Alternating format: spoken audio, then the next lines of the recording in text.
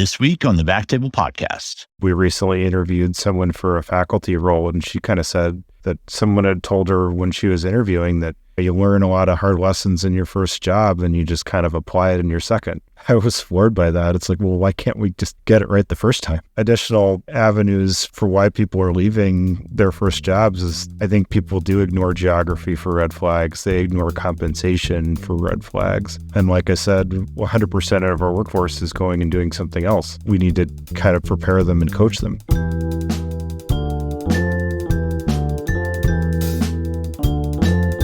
Hello, everyone, and welcome to the BackTable Podcast, your source for all things interventional and endovascular. You can find all previous episodes of our podcast on iTunes, Spotify, and on BackTable.com. First, a brief message from our sponsor. RadPad was developed by physicians for physicians. Clinically proven radiation protection during cine and digital subtraction angiography. Don't bet your career or your health on anything less. Trust RadPad radiation protection shields for all your fluoro-guided interventions. See radpad.com for more information and contact info@radpad.com for a free radiation evaluation and a no-brainer radiation protection cap. And don't forget to tell them that you heard about it on the BackTable Podcast. Now, back to the episode. Hey everyone, and welcome to the BackTable Podcast. Today we've got a great episode lined up. We're going to be discussing the perspectives and expectations of IR training with Dr. Thomas Sullivan from Wake Forest. Welcome, Thomas, to the show. Awesome to be here, and thank you. Yeah, so Thomas, you reached out to me, gosh, what was that? Maybe, was it 6 months ago? Almost 2 years ago. Or was it 2 years ago? Really? Mm-hmm. With this survey? Yeah. Mm-hmm. Wow. It seems like it wasn't that long ago. No, I asked for a little bit of input and a little bit of help, and you wrote me a very nice, helpful, detailed email, and away we went. Nice, yeah. And so I knew that this was going to be important, and you actually made reference to one of our episodes with Baratza and I, which was, I don't know, probably 3-4 years ago, where we were talking about when that first job doesn't work out. Yeah, the first 100 episodes. Yeah, right, exactly. Yeah, where we talk about that all the time. And it was because it happened to Mike, it happened to me, it happened, the only person I think that it didn't happen to, it actually happened to Allie. It did not happen to Sabine, it did not happen to Chris. They lucked out in that they're still in their first jobs. But on that note, are you still with your first job? No, not even close. Yeah, it's common, right? And so we're going to dive into that and what you uncovered with your survey. But first off, give our audience an introduction of where you're at, what your practice looks like. Of course, I'm an assistant professor of radiology at Wake Forest. I'm the associate program director for the integrated diagnostic and interventional program, and then I'm the assistant program director for the diagnostic program. So I get to wear two hats, and right now I kind of get to be the fun uncle. Yeah, that's great. Yeah, the majority of my practice is mostly venous reconstruction, portal vein interventions, and spine. Okay. Venous reconstruction's kind of become big in the last, probably 5 years. We didn't have all the tools that we needed 10 years ago, when I was in fellowship. Would you say, has that become something that's relatively new in your practice? Yes, the stents got better and some of the techniques got more refined and proliferated from academics into the community. And there's a lot of very sophisticated players in the space now. Right. You got people like Brooke Spencer out there and Jeff Chick, and they're really sharing that knowledge and experience, which is great too, right? Right. And they're great resources and wonderful. Yeah. Done a lot for a specialty. Yeah. So what kind of, we like to talk about training programs, especially since this is going to be the topic for today, but tell us a bit about the mix of cases that your residents get to see, in case there's any med students out there listening that are interested in applying for training at Wake. Yeah, we're finishing our recruiting cycle at the moment, but we have a very dynamic training program, and I'd love to get into that a little bit as far as in some of the things that we've done in response to the survey and some of the changes that we made here. But we have a very robust IO practice. We have a OBL experience, we have a peripheral experience, and we have a very robust spine and portal vein intervention practice. Fantastic. I mean, our job is to get our trainees exposure to everything so that they're able to survive and thrive in any practice environment that they find themselves in. Yeah, that's good. You're right. We are going to dive into that with the results of this survey. So let's get into it. How did this project come about? You reached out to me a couple of years ago. I had minimal input. You said I sent you an email back. I do remember giving a couple of questions that I was curious about, one of which was, I think, mentorship. Yeah, and you put them in, and the results are incredible, right? Absolutely. And so we'll get into that as well. But tell us about how this project came about, why you became super interested in it. So my very good friend and former partner, Moaz Chowdhury, and I were talking one day, and we were commenting nobody from any of our training classes are in their first job. And this is horrible. You consider the expense, the personal injury that goes with perhaps buying and selling a home, moving a young family, all of the things that go into making your first job work. And then statistically within the first 2 years, it often doesn't.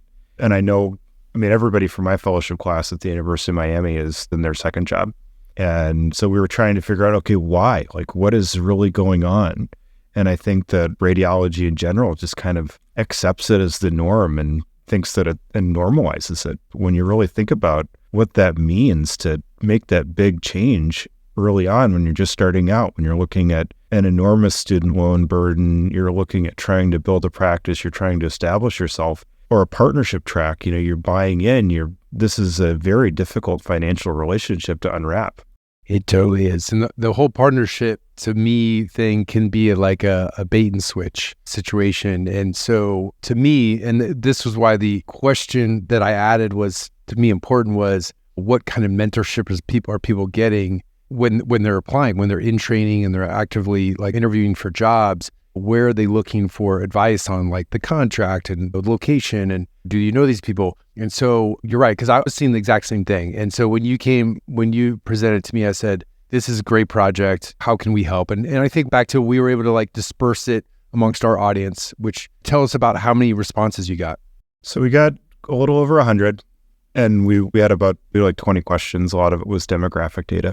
But a lot of it was just kind of their feelings and their impression. And we actually used a wonderful medium called RedCap, which enabled us to have dials rather than have it be binary or multiple choice, which actually generated some pretty robust data that was able to give us some pretty nice statistical means. I think it illustrates very well that our residents emerge from their warm academic cocoons and face an environment that's very different from their training program. I don't think we do very well. An academic hospital has very different stakeholders from community settings and OBL settings.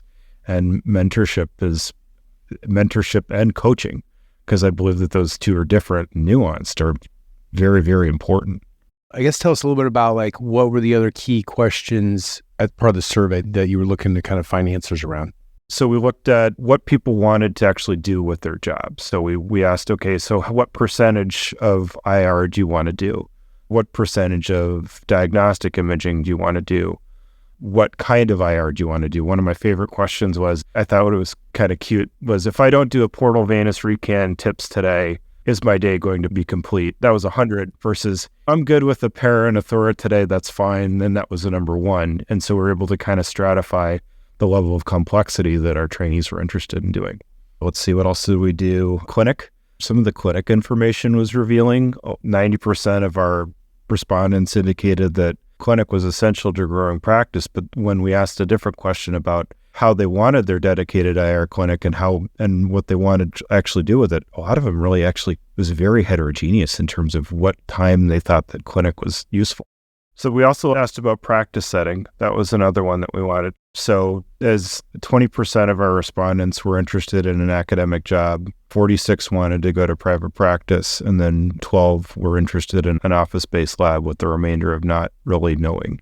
I thought that the 12% interested in OBL was very interesting. That never would have been the case when I was coming out or you were coming out of training. Oh, we didn't even know what one was. Nearly half one. And I know, right? This is a new thing. Yeah. And it's only going to proliferate. Right. And then nearly half wanting to do private practice was also very interesting to me. Yeah. So when did you start getting this data back? Because it was a couple of years ago it's sent out, right? We built it and we disseminated it in July. Okay. This last July. Yep. Mm-hmm. And then how long did it take to go through and process it and everything?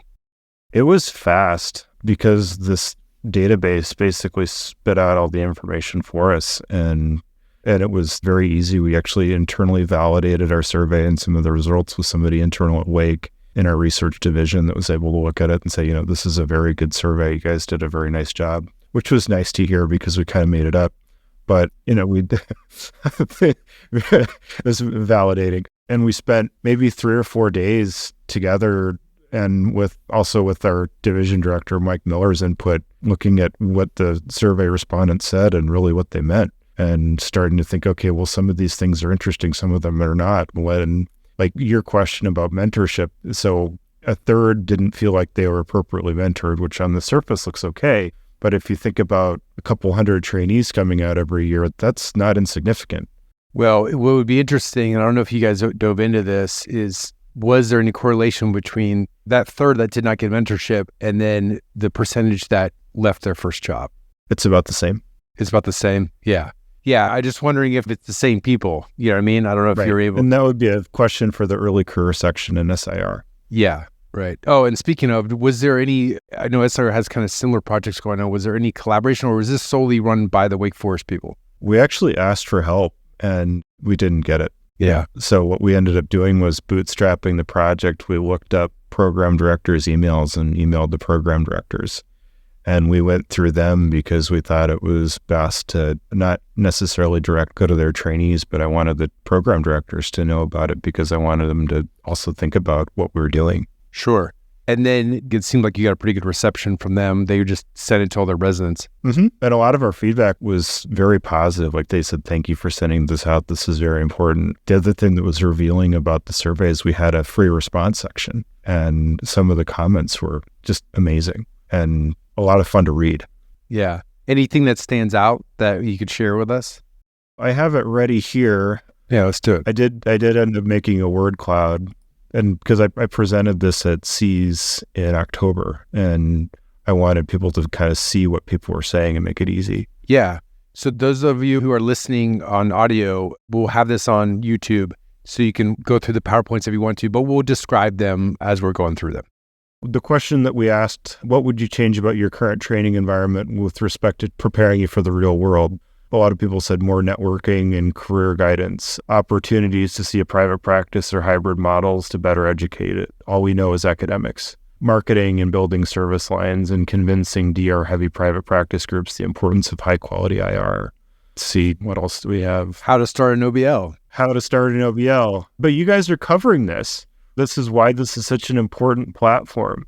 Integration of diagnostic responsibilities in an interventional practice. Like our residents go from one rotation to the other, but a lot of hybrid jobs don't really work that way. A lot of them want more autonomy in seeing clinic patients, better expectations for what real IR jobs are like, and they're not all like where I trained. And one of my favorites was many of the academic faculty at my institution are very quick to criticize anything that happened at an OSH, particularly anything in private practice. I've heard firsthand statements along the lines of, well, all they care about is money, and most of them have never operated in private practice and some degree of superiority complex. But the reality is these are very competent and good physicians practicing in the community with the resources that are very different from what we have in academics. It's not fair. Yeah, the other interesting one is integration of diagnostic responsibilities in interventional practice, which is so real. I mean, especially for, these IR/DR practices, which are still the probably dominant model out there, right, in private practice. And it's true. That was part of the problem with my first practice is like, I joined and they're like, by the way, you're on weekend diagnostic call this weekend. And I'm like, what? I hadn't done that in over a year. It had been a year of fellowship without any of that. And so I think that is, if they're interested in that model, if there's a way to get a taste of that, would be, I think, help prepare them. You know what I mean? No question. And this is something that I dealt with in my second job, actually. We had a very strong diagnostic lift, and I felt like I needed to be a very good diagnostic radiologist. But I was also trying to practice build a peripheral program, build a pelvic embolization program, and I just didn't think I could do both things very well. Yeah, it's overwhelming for literally a graduate coming out. Okay, well, yeah, these are super interesting and helpful. Anything else that you wanted to go over with your slides? Do you just want to go through some of them and pull out the key takeaways? Sure. So yeah, we can talk about clinic a little bit. I thought that was a good one. This is one that I alluded to earlier, is how important is it for you to have a dedicated IR clinic? And, obviously you see a statistical mean that's close to 90s, but if you look at the real dot plot differentiation of where people stand, there are quite a few people that don't think it's that big of a deal in the 50-50s and 20s. I thought that was revealing. I wonder if there's places still, like when I was at Vanderbilt 10 years ago, we didn't have a dedicated IR clinic. It was a pain to get a clinic, like a visit set up, I remember. And I wonder if there's still programs out there that don't have that. Maybe why the residents are feeling that way. I'm sure there are. And I think not having a clinic, I don't think we're building people right. I don't send my residents to the floor to check drains because I want them in the lab. Yeah. And so it's a balance that we're kind of walking, right? I want them doing cases. I want them doing things. Yes, rounding and seeing patients on the floor is very important, but I think we have to be strategic about it because their training time is short. Yeah, for sure. Yeah, that is interesting about the IR clinic.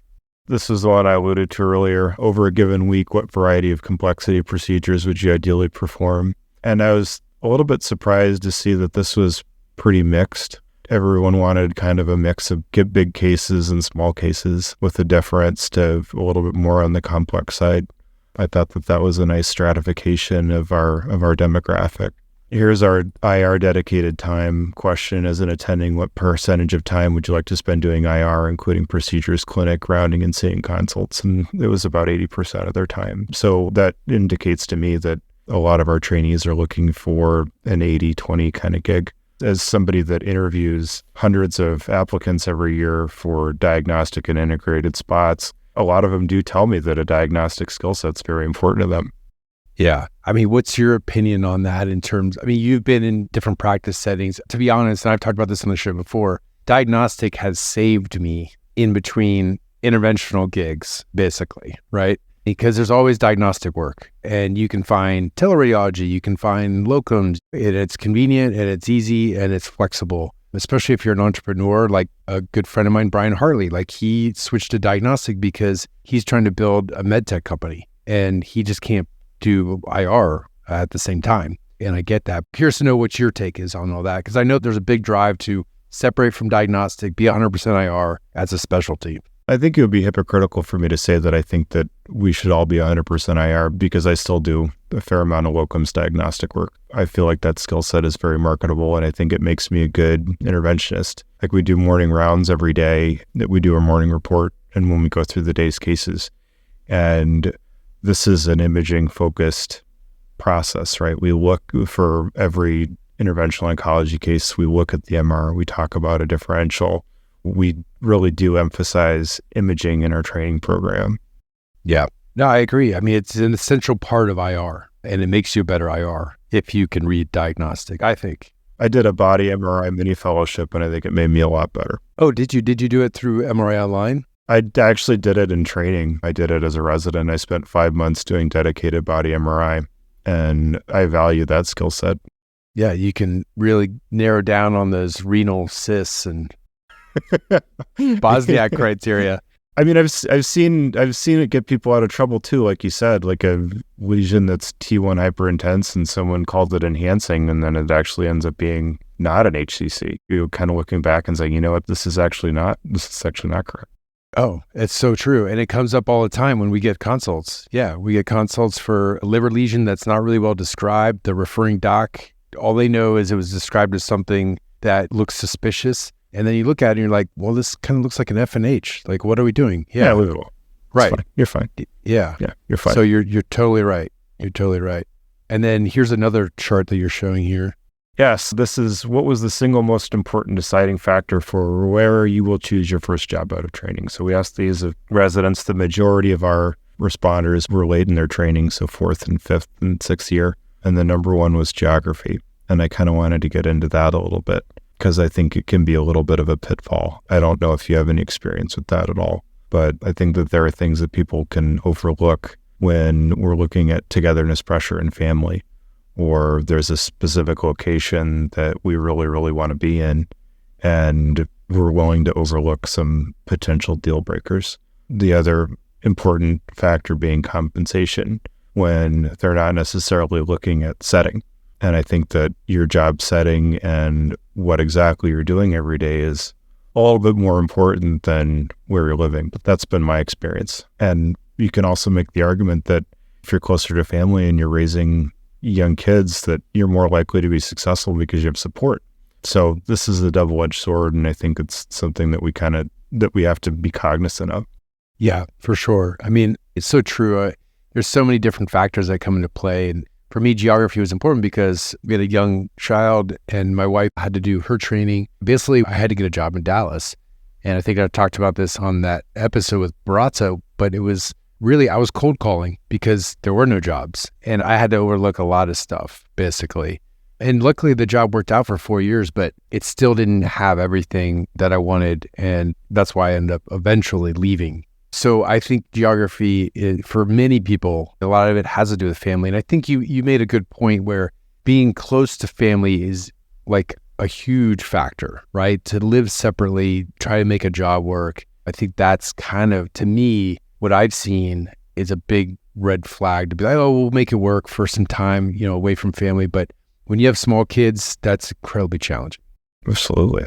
Yeah. One thing that I thought was important along these lines in terms of geography was you mentioned less than 5% of all trainees want to work in a rural setting. That's crazy. Isn't that interesting?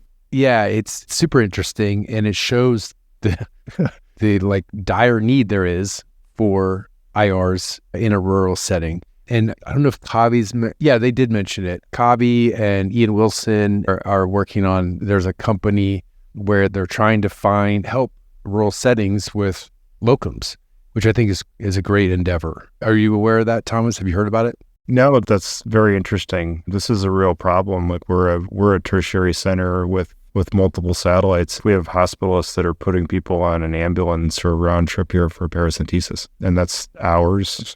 No, which is totally strange. And then on that note, you also mentioned that the primary care docs aren't getting trained to do paras anymore because it's not a requirement. No, right. The ABIM eliminated a procedure requirement from their training. So we're going to be doing more of those, or nurse practitioners, or somebody's got to do them. Well, who is we, right? And so we're looking at that at Wake, and this is a progressive and wonderful place. And we have myself and our program director, Carol Gear, have actually generated a procedure curriculum for the Diagnostic Radiology residents. And what that's going to help us out with is something that Kavi and I talked about, is procedural radiology curriculum, and enabling some of our trainees, which actually do end up in rural settings. We are in Western North Carolina. Some of our trainees, not necessarily the IRs, but also the DRs, end up in a rural setting where they're it.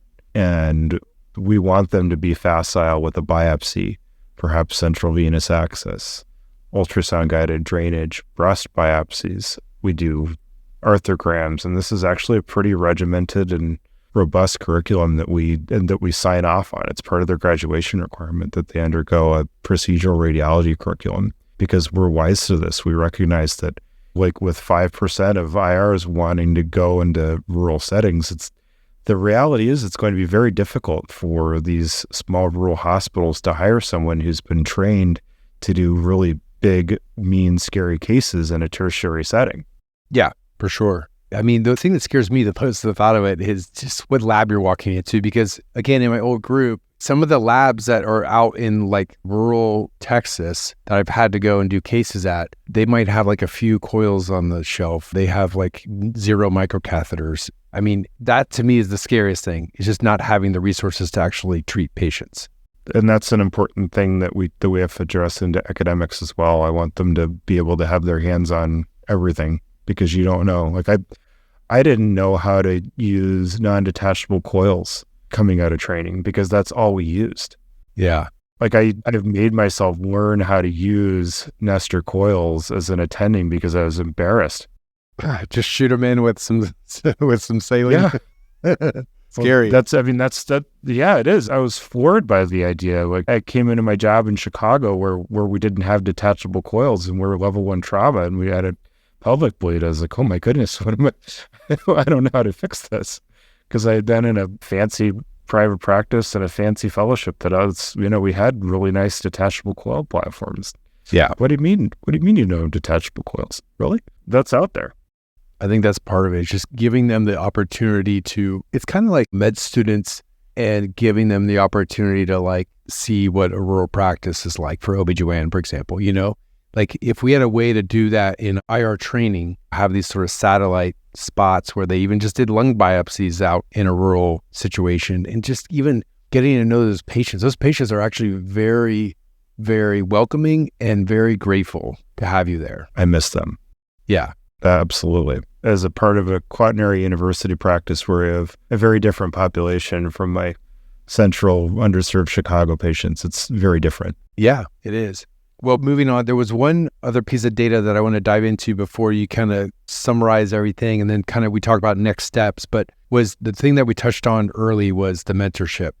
And you said that 34% of all individuals surveyed did not feel like they received sufficient mentoring for job seeking, and 50% of respondents solicited job seeking advice from faculty, 18% from their program director, 18% from peer trainees, and then 11% sought out job seeking advice outside their program, which is very interesting. And this was kind of the most surprising thing for me when I was looking for a job was like nobody in our department really, because then I realized I'm like, well, none of them have worked outside of this academic institution. That's correct. And so they didn't really have much to say, and it wasn't their fault. They just didn't have that experience. And so it was really, and I didn't know anybody outside of that institution other than some guys that I worked where I did residency in Philadelphia, and they had a private practice. So I reached out to them, but it was still very limited. And really it was just me and my co-fellow bouncing ideas off each other and experiences. And that's kind of how we got through the whole process. But I'd love to hear what you think about that. What maybe even start there with like, have you taken steps at Wake to help kind of eliminate that or alleviate that? So 100% of our trainees are trained at a university, Aaron, but 70% of them are not going to work in a university. And as we've established, a university practice is very different from anything else. And our trainees are coming out of university practices with the expectation that this is the norm. Like I grew up in Boulder, Colorado, thinking that everybody was rich and white, which is absolutely not the case. You are a product of your environment and the cases that you see and the people that you take care of. And you can ask people questions about contracts, but the reality is a lot of them have never been in that kind of setting, in that kind of environment. And the counseling process is very challenging. Yeah, it is. My brother went to UC Boulder, so I spent a lot of time visiting that. You're right. It's a great city, but man, real estate is not cheap up there for some reason. No, because it's a wonderful place to live. Yeah.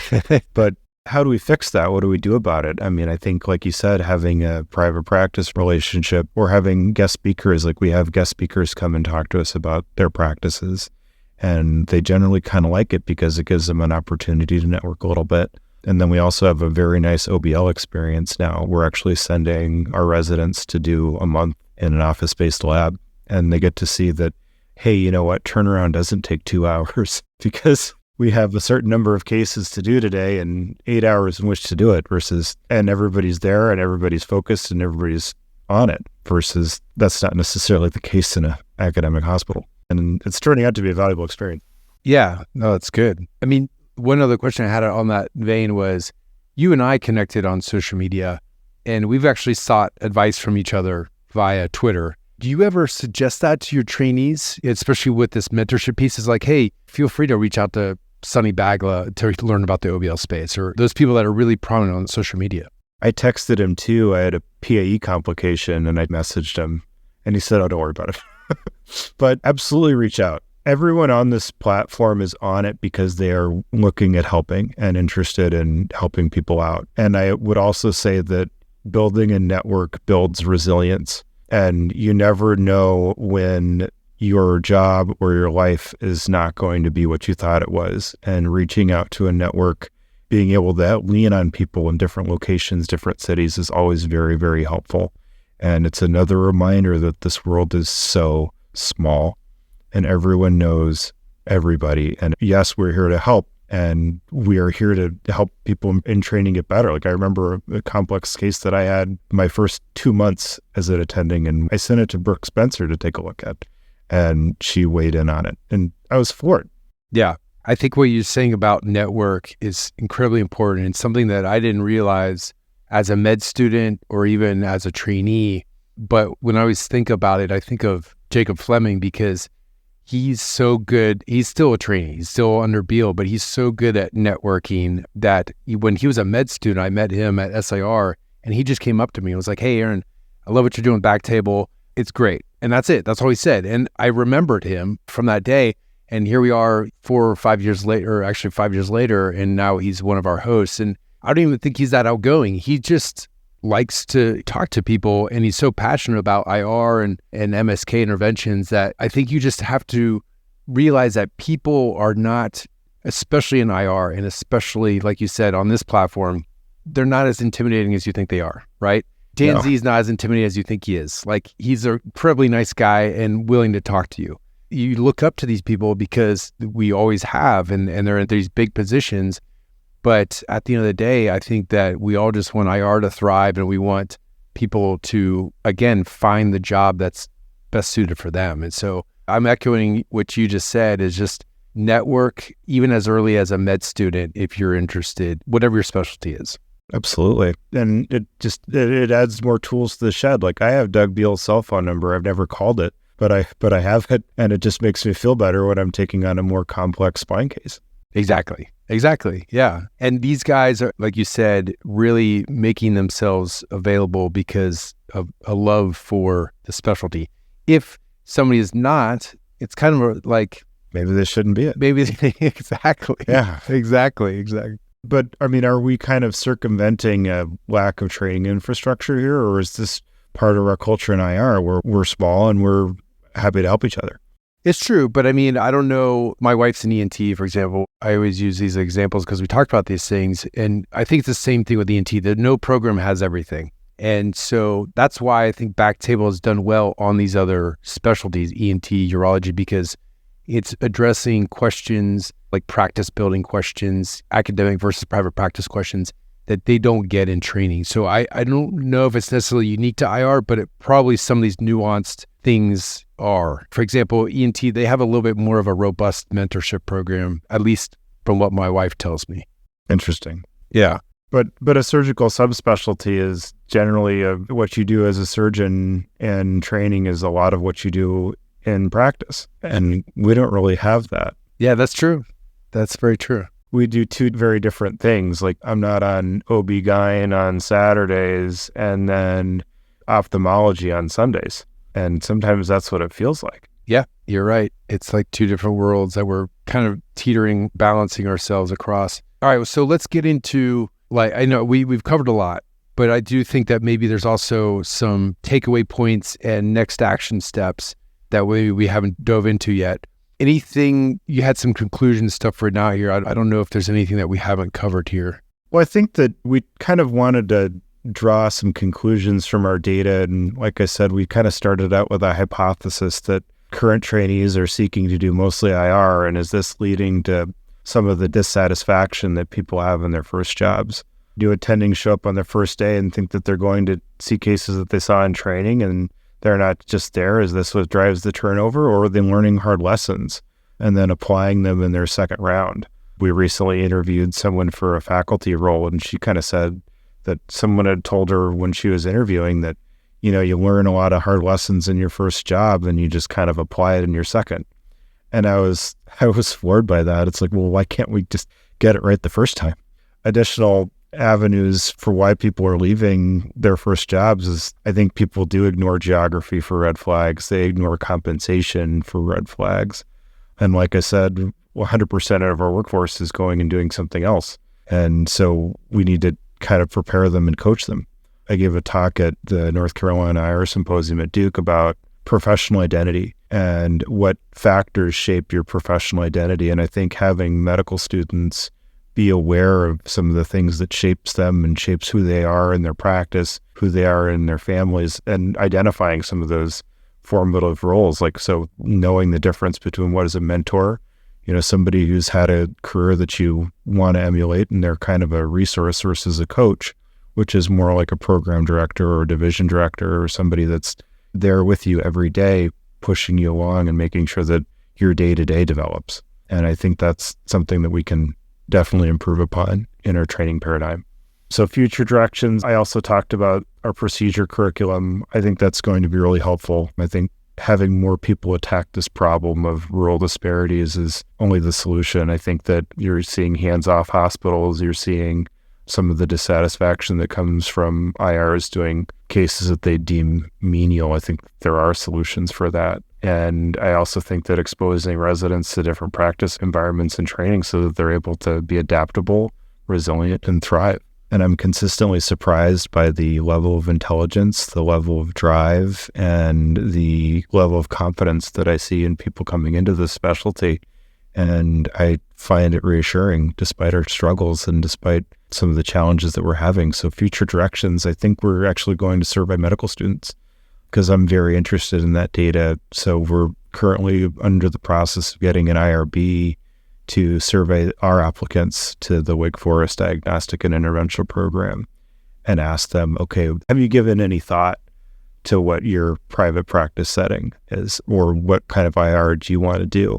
And as a program director, we're having trouble identifying some of our applicants that are coming from programs that have a robust home program. Like we have applicants from Duke, which is a ridiculously strong home program, versus some of the osteopathic schools in the Northeast that don't have a strong home program. And what have they done? Like some of them have done some amazing things like bootstrap a rotation and gone out, milked their network and gone and found away rotations. Like we definitely value that.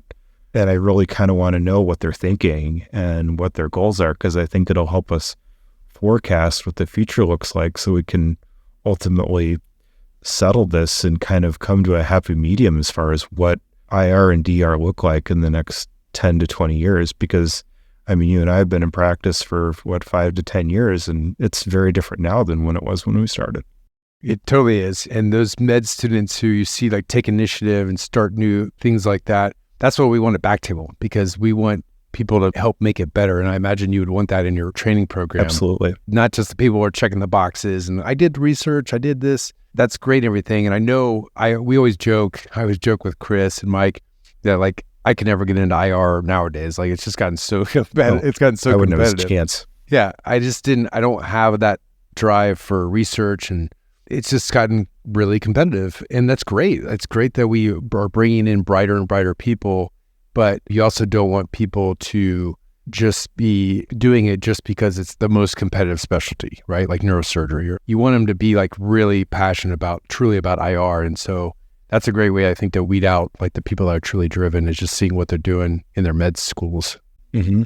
And this is our future. Yeah, exactly. Yeah. Have you gotten any feedback from any of the other program directors on maybe actions that they've taken?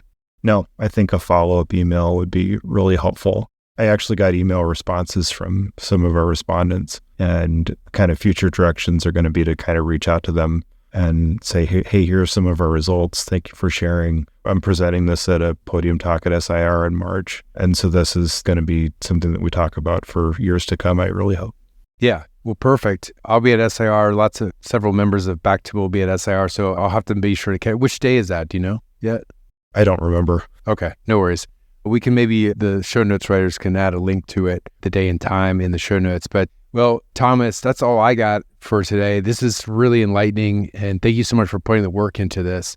Anything that we can do at BackTable to help? I know because we're so geared towards private practice that I think that's just ends up being the topics that we decide on, and that ends up helping the residents, I think. But anything else you can think of that we could be doing in terms of assisting in creating content based off these survey results? Well, I think that the content is robust, and your content is what makes this such a useful and wonderful platform. I think that the subscription model that you guys are putting together is very interesting, and we're going to pilot it at Wake. Anytime you have university acquiring a product, you have to jump through some hoops and that sort of thing. But I think that having some of that IR toolkit items that you guys have kind of put together, I think that's really great, because a lot of the value of this content is not necessarily some of the things that you and I talked about, but some of the basics like I loved the cholecystostomy talk. I thought that was awesome because it's something that we do every single day, but nobody really looks at it. And because we have to remember that we have new people coming into this field every single year, and having a robust platform for them to look at in a digestible medium that they're used to. Nobody's reading anymore. The idea of me sitting down and reading, Morrow and the Geschwin book as a fellow, forget it. I love John Kaufman's Essentials book, and it's a great reference, but you can't read it. But you can certainly listen to an episode on how to do your tips series. Like, the content on that was fantastic. And then getting out into practice and interfacing with some of these thinkers, it makes me a lot better, and I can translate that to my patients. Well, thank you, Thomas, for that. I appreciate you pointing out the subscription. That is something new for the listeners that we are launching. It's actually called BackTable Plus, and you can go to plus.backtable.com, whether you're a trainee and you want to get a program, or you're somebody out in practice and you want to actually learn on the go, because that's really what we designed it for. Being busy physicians is learning on your commute, learning when you have that free time where you can multitask. Because like you said, I can't sit down and read anymore. It's very challenging. It's very challenging with a busy family. We have to learn. We have to get better. We have to develop. We have to. And the other nice thing is, like, just to compare it to conferences, like, I love going to conferences to see people. But at SIR, for example, your talk might be going on at the same time as 3 other talks that I want to go to. Mm-hmm. And you can't catch it all.